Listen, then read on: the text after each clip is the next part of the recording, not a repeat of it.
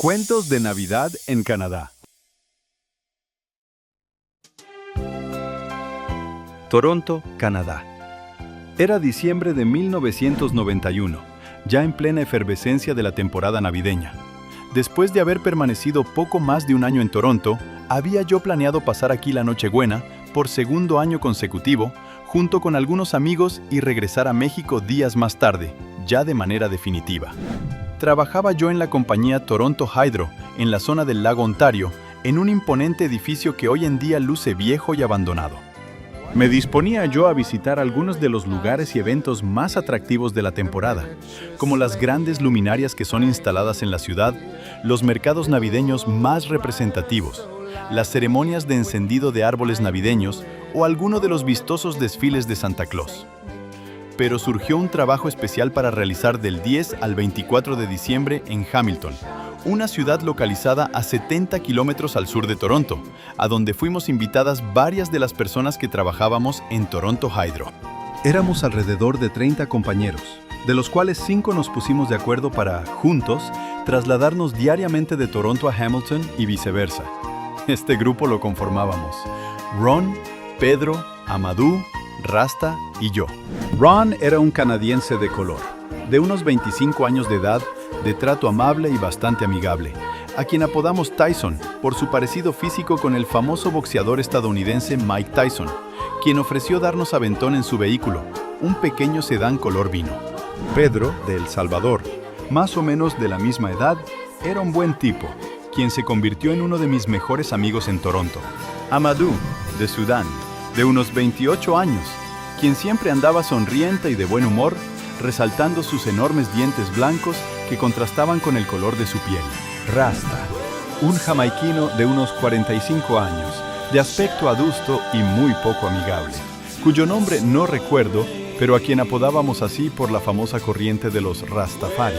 Y yo, de México, a quien llamaban Stan, por el parecido físico que, decían, tenía yo con un compañero salvadoreño de nombre Estanislao, quien duró poco tiempo en la compañía, pero cuyo nombre les parecía divertido. Yo era el más joven de los 5, pues rondaba apenas los 22 años de edad. Así, todos los días los 5 compañeros realizábamos el trayecto Toronto-Hamilton, de ida y regreso. Pedro, Amadou, Rasta y yo llegábamos a la estación Islington del metro a las 5:30 de la mañana, a donde Ron pasaba por nosotros. A esas horas de la mañana todavía estaba oscuro, por lo cual lucía más la iluminación y decoración de calles, casas y comercios, alegrando el ánimo de quienes ya transitábamos por la ciudad. A Ron le entusiasmaba mucho la Navidad. En el trayecto sintonizaba la radio de su vehículo para escuchar villancicos o reproducía sus propias cintas con la misma música. Todas las mañanas nos deteníamos en una cafetería Tim Hortons para comprar un café y una dona, cuyo pago nos íbamos alternando diariamente cada uno de nosotros. Pero cuando tocaba mi turno, ninguno de ellos me dejaba pagar. Creo que me trataban con cierto paternalismo por ser yo el más joven de los 5. Todos ellos eran mayores y yo aparentaba ser mucho más joven de lo que en realidad era. Teníamos un año de conocernos y formábamos un buen ambiente de compañerismo. Bromeábamos y reíamos por cualquier trivialidad. En Hamilton, trabajábamos de 7 de la mañana a 7 de la tarde en la Universidad McMaster, la más grande de esa ciudad. En las noches, de regreso a Toronto, a Ron le gustaba pasar por las calles del centro para admirar la luminaria y los arreglos navideños que ahí se colocan cada año, entre los que sobresalen un árbol artificial y un enorme pesebre sobre la calle King, muy cerca de la intersección con James. El último día de trabajo, el 24 de diciembre, justo en la proximidad de la Nochebuena y la Navidad, yo arribé a la misma hora, 5:30 de la mañana, y al mismo lugar en donde mis compañeros y yo esperábamos a Ron.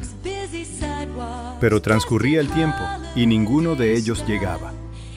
A las 6 de la mañana, la estación del metro abrió sus puertas, lo cual para mí fue un gran alivio, porque afuera la temperatura rondaba los menos 15 grados Celsius.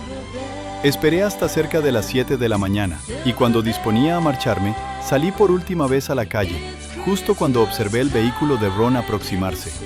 De inmediato me preguntó por los demás, a lo que solo respondí que no habían llegado.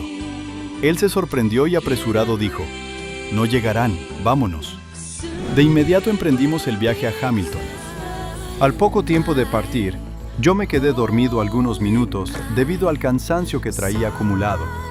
Pero Ron me despertó con un ligero movimiento en el hombro. Recuerdo que me decía: «Hey, Ethan, no te duermas. Hoy es Navidad. Escucha la música. Hoy tenemos que estar más contentos». Yo me desperté enseguida y asentí con un movimiento de cabeza y una sonrisa. Me preguntó si pasaríamos por café y dona, a lo cual yo respondí: «Claro, pero yo quiero la dona de Navidad», en referencia a la dona conmemorativa de la temporada que el team comercializa cada año.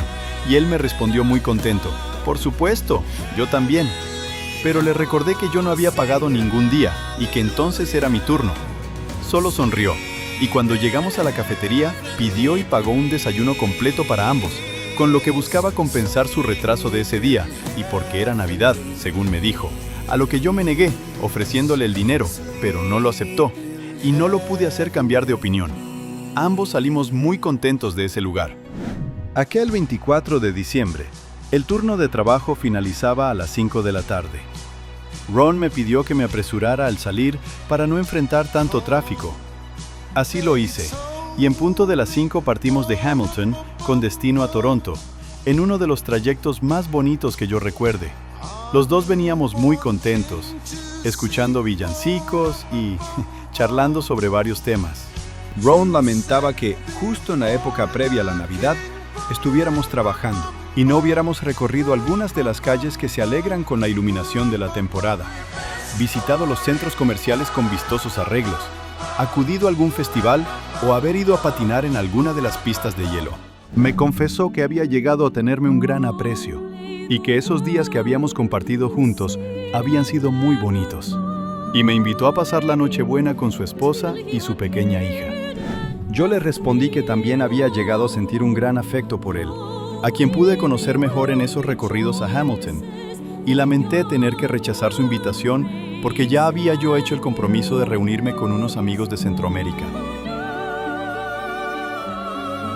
Ese fue, sin duda, uno de los momentos más significativos, y aquella, una de las experiencias más memorables de mi estancia en este país y en esta ciudad.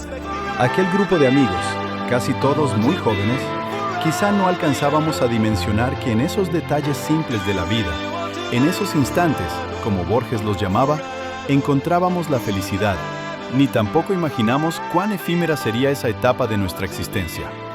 Hoy, con el transcurrir de los años, al volver a visitar esos lugares y al recordar a aquellos amigos, me genera una gran sensación de alegría, pero también un inevitable sentimiento de nostalgia.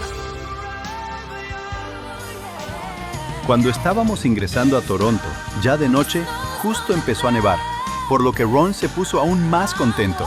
Me dijo: «Look, Stan, ya empezó a nevar, tendremos una blanca Navidad». Ese 24 de diciembre, la ciudad parecía verse diferente. Las luminarias navideñas más radiantes, los arreglos más resplandecientes, los viejos y atractivos tranvías todavía más pintorescos, la gente más contenta. Era el benevolente presagio de la Nochebuena. Finalmente, arribamos a una estación del tranvía sobre la calle King, en el centro de la ciudad, en donde solía dejarme. Se bajó del auto para despedirse de mí. Él sabía que yo regresaría en poco tiempo a México, por lo que me deseó la mejor de las suertes. Finalmente, me dijo con la voz entrecortada: «Feliz Navidad, my friend», y me dio un fuerte y prolongado abrazo que yo percibí muy sentido y sincero. Después de ese día, jamás volví a saber nada de Ron.